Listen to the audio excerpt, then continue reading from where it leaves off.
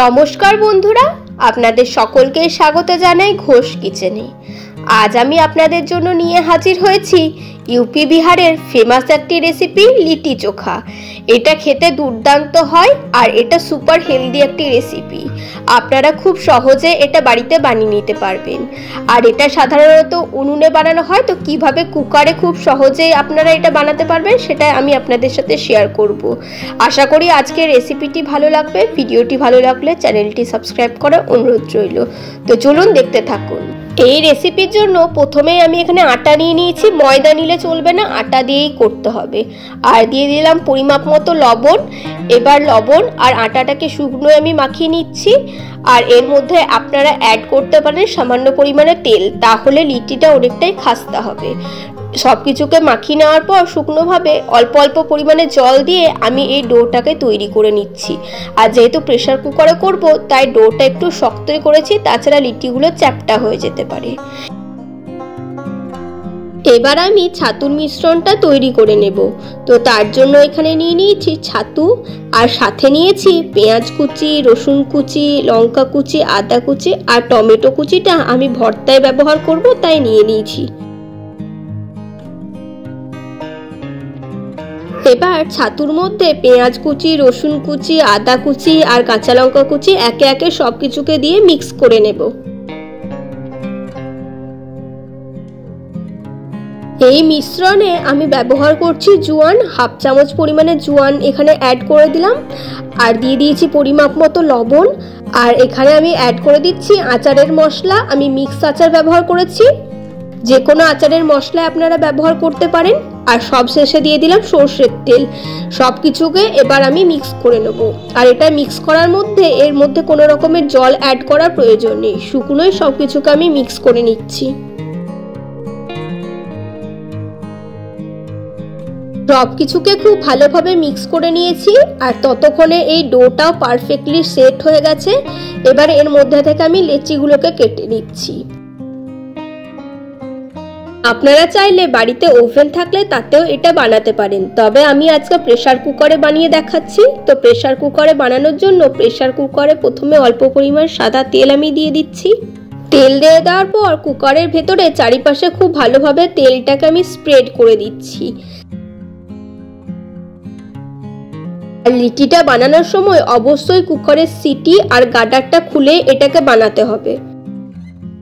এবার আমি এটাকে গ্যাসের ওপর প্রিহিট হওয়ার জন্য বসিয়ে দিলাম। এটাকে কিছুক্ষণের জন্য গরম করে নিতে হবে, ততক্ষণে ওটা গরম হোক। এবার আমি পুরটাকে ভরে নেব। তো তার জন্য একটা আটার লেচিকে তুলে নিয়েছি। এবার এটাকে 2 আঙুল দিয়ে খুব ভালোভাবে প্রেস করে বাটির মতো শেপ আমি দিয়ে দিচ্ছি। খুব ভালোভাবে 2 আঙুলে এইভাবে প্রেস করে করে বাটির মতো শেপ দিয়ে দিতে হবে। তারপর আমি এর মধ্যে ছাতুর মিশ্রণটাকে ভরে দেবো। তো আমি চামচ দিয়ে অল্প অল্প পরিমাণে মিশ্রণ এর মধ্যে দিচ্ছি। আর যতটা বেশি পরিমাণে ছাতুর মিশ্রণ এর মধ্যে ভরা থাকবে, এর স্বাদটা ততটাই বেশি ভালো লাগবে। তো আমি একটু বেশি পরিমাণেই দিয়ে দিলাম এর মধ্যে। তারপর এর মুখটাকে আমি বন্ধ করে দেবো। তো প্রথমে ছাতুটাকে খুব ভালোভাবে চেপে চেপে ভরে নেওয়ার পর চারিদিক থেকে এর মুখটাকে টেনে বন্ধ করে দেবো। আর এটাকে আবার গোল শেপ দিয়ে দেবো। আর লিটি সাধারণত গোলই হয়, তো এটাকে আমি গোল শেপ দিয়ে দিচ্ছি। আমি আপনাদের আরেকটা করে দেখাচ্ছি। প্রথমে 2 হাত দিয়ে এইভাবে প্রেস করে করে একটা বাটির মতো শেপ তৈরি করে নিতে হবে। তারপর ছাতুর মিশ্রণটাকে যতটা বেশি পরিমাণে দেওয়া যায় ততটা বেশি পরিমাণে এর মধ্যে ভরে দেওয়ার পর চারিদিক থেকে টেনে এর মুখটাকে বন্ধ করে নিতে হবে।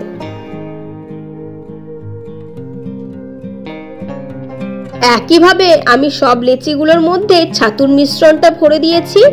আর ততক্ষণে কুকারটাও খুব ভালোভাবে হিট হয়ে গেছে, তবে খুব বেশি হিট হওয়ার প্রয়োজন নেই। 5 মিনিট মতো মিডিয়াম টু লো ফ্লেমে এটাকে গরম করে নিলেই হবে।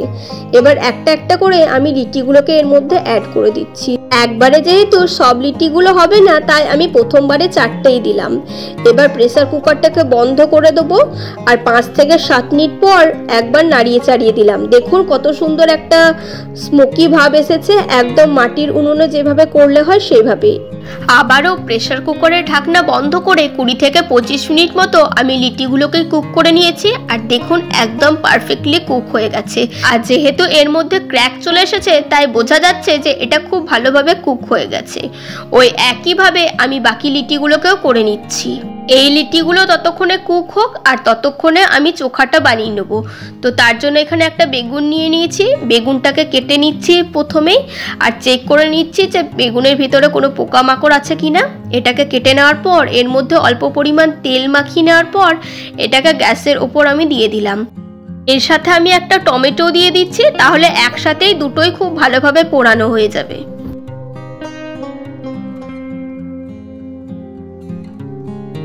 বেগুন আর টমেটো দুটোকেই মাঝে মধ্যে এদিক ওদিক ঘুরিয়ে দিতে হবে, তাহলে সব দিকটা খুব ভালোভাবে কুক হয়ে যাবে। আর বেগুনটা দেখুন পোড়ানো হয়ে গেছে। এবার এটাকে আমি জলের মধ্যে দিয়ে দিচ্ছি, তারপরে ওপরের পোড়া অংশটাকে বা খোসাটাকে খুব ভালোভাবে ছাড়িয়ে নিচ্ছি। প্রথমে বেগুনের বোটাটাকে কেটে নিলাম, তারপর বেগুন আর টমেটোটাকে ছুরি দিয়ে প্রথমে ছোট ছোট করে চপ করে নেব, তারপর সব কিছুকে খুব ভালোভাবে একসাথে স্ম্যাশ করে নেব। বিহারে লিটির সাথে যে চোখাটা সার্ভ করা হয় তার মধ্যে আলু থাকে, তাই আমি এর মধ্যে একটা সেদ্ধ করা আলুও অ্যাড করে দিলাম। এবার সব কিছুকে খুব ভালোভাবে স্ম্যাশ করে মিক্স করে নিচ্ছি। সব কিছুকে খুব ভালোভাবে মিক্স করে নিয়েছি। এবার আমি এর মধ্যে অ্যাড করছি পরিমাপ মতো লবণ। আমি 1/2 চামচ পরিমাণে লবণ দিয়েছি। আর দিয়ে দিচ্ছি পেঁয়াজ কুচি, রসুন কুচি, কাঁচা লঙ্কা কুচি, আর আপনারা চাইলে এর মধ্যে ধনেপাতা কুচিও অ্যাড করতে পারেন। আর আমি এর মধ্যে অ্যাড করে দিলাম সামান্য পরিমাণে কেটে রাখা টমেটো। এই সব কিছুকে একসাথে মিক্স করে নেওয়ার পর এর মধ্যে আমি অ্যাড করব কাঁচা সর্ষের তেল। এই কাঁচা সর্ষের তেল এর স্বাদটাকে অনেকটা পরিমাণে বাড়িয়ে দেবে। সর্ষের তেলটাকে দিয়েও সব কিছুকে একসাথে আমি মিক্স করে নিচ্ছি।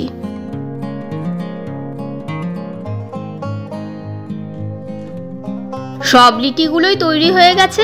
আপনারা চাইলে এটাকে এইভাবেও খেতে পারেন, তবে আমি এটাকে স্পেশালভাবে সার্ভ করছি। তার জন্য আমি এখানে নিয়ে নিয়েছি ঘি। এবার ঘিয়ের মধ্যে লিটিগুলোকে খুব ভালোভাবে ডিপ করে নেব।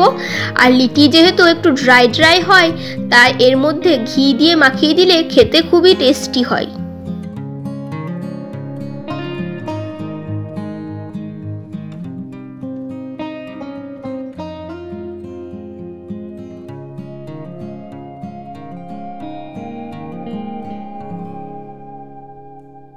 দেখতে দেখুন কতটা সুন্দর লাগছে। দেখতে যেমন সুন্দর লাগে খেতেও হয় খুবই টেস্টি।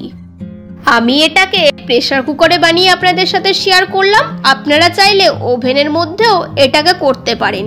এটাকে আমি প্রেসার কুকারে বানিয়েছি, কিন্তু দেখে একদমই মনে হচ্ছে যেন অথেন্টিকভাবে যেভাবে উনুনের মধ্যে করা হয় সেইভাবেই করা হয়েছে। আপনারা যদি আমার মতো পরপর স্টেপ ফলো করে এইভাবে লিটি বানান তাহলে হবে খুবই টেস্টি আর খুব সহজে আপনারা বাড়িতে বানিয়ে নিতে পারবেন। আশা করি আজকের আমার এই রেসিপিটি আপনাদের সকলেরই খুব ভালো লেগেছে। ভিডিওটি ভালো লাগলে অবশ্যই লাইক করবেন আর পরিচিতদের মধ্যে শেয়ার করতে ভুলবেন না। আপনাদের মতামত কমেন্ট বক্সে জানাবেন। আর যারা এখনো পর্যন্ত চ্যানেলটি সাবস্ক্রাইব করেননি অবশ্যই চ্যানেলটি সাবস্ক্রাইব করে পাশে থাকা বেল বাটনটি প্রেস করে দেবেন নিত্য নতুন রেসিপির আপডেট পাওয়ার জন্য। আপনাদের জন্য এরকম আরও রেসিপি নিয়ে আসবো। ভালো থাকবেন, সুস্থ থাকবেন। ধন্যবাদ।